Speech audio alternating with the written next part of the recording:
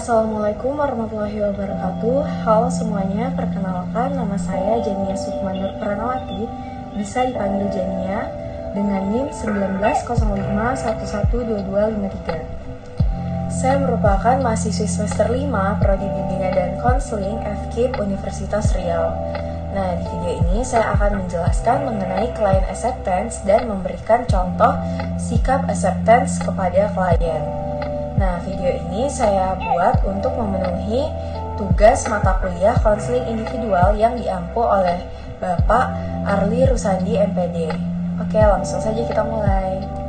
Acceptance merupakan teknik yang digunakan oleh konselor pada saat melakukan konseling untuk menunjukkan minat dan pemahaman terhadap hal-hal yang dikemukakan oleh konseli.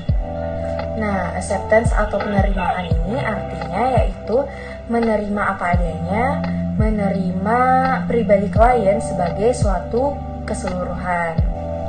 Nah, sebaliknya membenarkan ataupun menyetujui atau tidak menyetujui segi-segi perilaku kepribadian klien itu bukan merupakan bentuk acceptance. Selanjutnya, teknik acceptance ini memiliki beberapa tujuan. Yang pertama yaitu untuk menunjukkan kedekatan dan ketulusan hati sang konselor. Yang kedua yaitu agar konseli merasa lebih diperhatikan dan diterima. Nah, adapun tujuan yang terakhir yaitu agar sang konseli merasa mendapatkan feedback yang baik tentang apa yang telah ia kemukakan, apa yang telah ia sampaikan kepada sang konselor. Kemudian, manfaat dari teknik acceptance ini adalah untuk menciptakan hubungan yang lebih dekat antara sang konselor dan klien. Jadi pada saat konseling ini, hubungan yang lebih dekat itu akan ditandai dengan sikap saling percaya antara sang konselor dan sang klien. Kemudian, teknik acceptance ini memiliki beberapa prinsip. Yang pertama yaitu menghindari stereotip. Yang kedua yaitu pada saat memberikan masukan dan respon itu bukan hanya sekedar respon seenaknya saja, melainkan konselor harus memahami dengan benar apa yang memang harus dipahami. Kemudian prinsip yang terakhir yaitu di sini menerima itu bukan berarti bentuk dari menyetujui ataupun mendukung. Nah, teknik acceptance memiliki dua bentuk. Yang pertama ada bentuk verbal dan yang kedua ada bentuk non-verbal. Oke, di sini saya akan memberikan contoh, misalkan ada seorang klien datang ke kita dan menjelaskan mengenai permasalahannya, misalnya nilainya turun dan dia takut. Nah, respon verbal yang bisa kita berikan yaitu saya memahami ketakutan Anda, saya mengerti perasaan Anda, saya bisa merasakan ketakutan. Kemudian jikalau merespon dalam bentuk yang lebih pendek yaitu bisa seperti oh, iya, lalu teruskan. Nah, seperti itu. Kemudian untuk bentuk acceptance yang non-verbal yaitu pada saat klien menceritakan tentang permasalahannya, kita sebagai konselor bisa merespon dengan senyuman, dengan anggukan, dengan posisi duduk yang nyaman, agar di sini klien itu merasa bahwa mereka itu diterima dan dihargai pada saat mereka bercerita. Nah, di video ini saya akan menjelaskan mengenai keterampilan merespon konseli pada saat proses konseling berlangsung. Video ini dibuat untuk memenuhi tugas mata kuliah konseling individu yang diampu oleh Bapak M. Arli Rusandi MPD.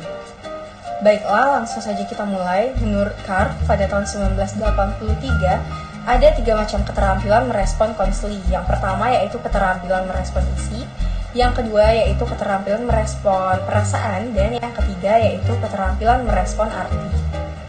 Nah, yang pertama ada keterampilan merespon isi. Di sini respon konselor terhadap ekspresi konseli yang pertama-tama itu harus merespon terhadap isi pernyataan konseli tersebut.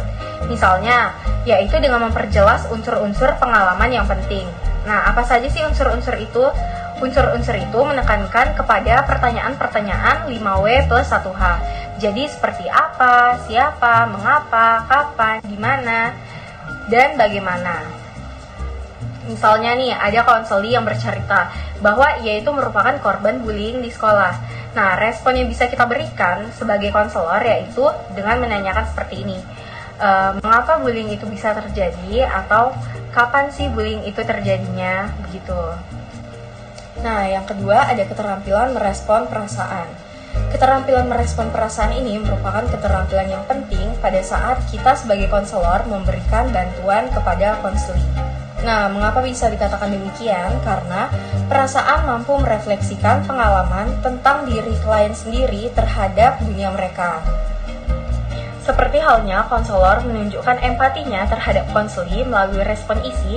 Nah, di sini konselor dapat pula menunjukkan pemahamannya terhadap pengalaman-pengalaman konseli dengan merespon pada perasaan yang ia ekspresikan. Nah, misalnya tadi kan konseli menceritakan perasaannya yang sedang sedih, yang sedang murung karena hubungannya dengan temannya, karena temannya membulinya. Nah, di sini respon kita sebagai konselor yaitu bisa seperti ini. Baik, Ibu memahami apa yang kamu rasakan. Ibu juga turut sedih terhadap permasalahan yang sedang kamu alami. Begitu.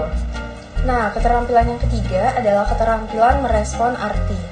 Carr pada tahun 1983 menyatakan bahwa keterampilan merespon isi dan keterampilan merespon perasaan saja belum cukup, karena konselor juga harus mengerti dan memahami mengenai keterampilan merespon arti.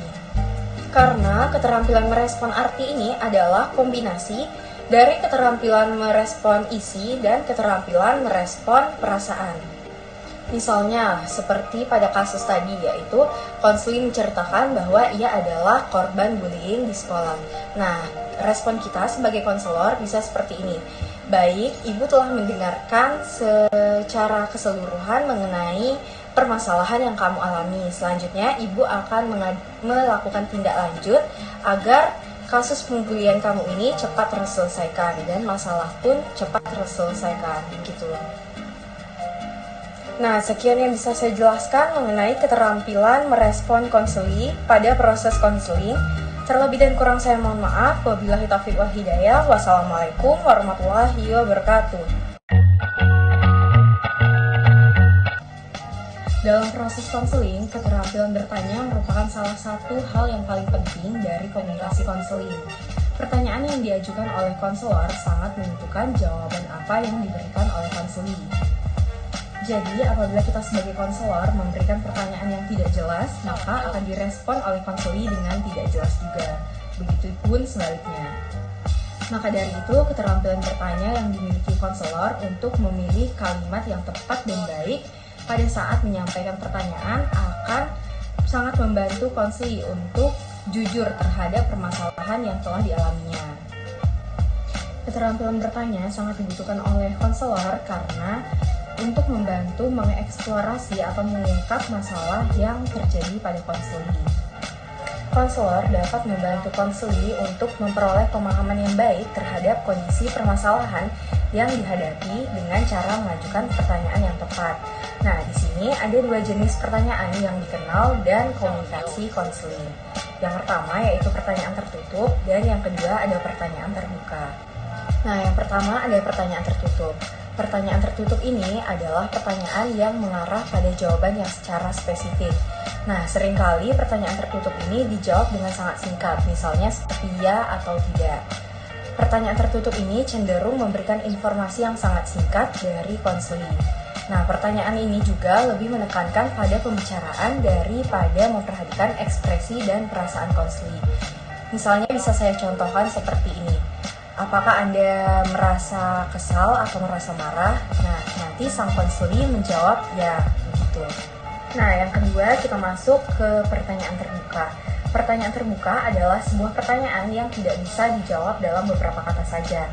Nah, pertanyaan terbuka ini mendorong konseli untuk berbicara lebih dan untuk memberikan informasi yang lebih maksimal. Pertanyaan terbuka dapat mendorong konselor untuk mengeksplorasi lebih dalam lagi, karena konseli dapat memberikan jawaban secara luas dan terbuka.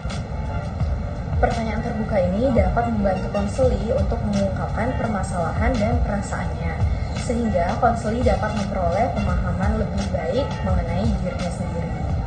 Kemudian pertanyaan terbuka ini biasanya bisa dimulai dengan kata apa, bagaimana, mengapa, siapa. Saya beri contoh seperti ini.